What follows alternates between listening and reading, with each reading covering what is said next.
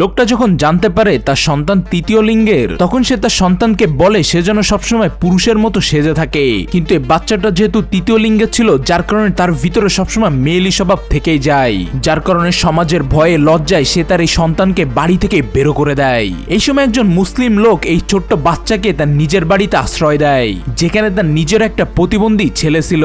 সে তাদেরকে মানুষ করতে থাকে। একদিন এই তৃতীয় লিঙ্গের বাচ্চাটাই তার থেকে একটু ছোট আর একটা তৃতীয় লিঙ্গের বাচ্চাকে তার বাড়িতে নিয়ে আসে।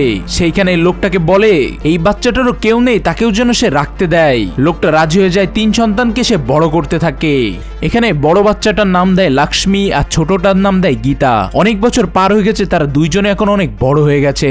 গীতা পড়ালেখা করে MBBS ডাক্তার হয়ে গেছে, যার কারণে তার মা লক্ষ্মী সে চায় একটা হসপিটাল তৈরি করতে, যেখানে তার মেয়ে সবাইকে ফ্রি চিকিৎসা দেবে। এই কারণে দিনরাত পরিশ্রম করে সে একটা জমি কেনে হসপিটাল করার জন্য। কিন্তু একটা গুন্ডার দলেরা সেই জমিটা দখল করে নেয়। যখনই এই ব্যাপারে লক্ষ্মী তাদের বাড়িতে কথা বলতে যায়, মারামারি করতে থাকে। গুন্ডারা প্রথমে এমন ভাব করে তারা তাদের জমিটা ফিরিয়ে দেবে।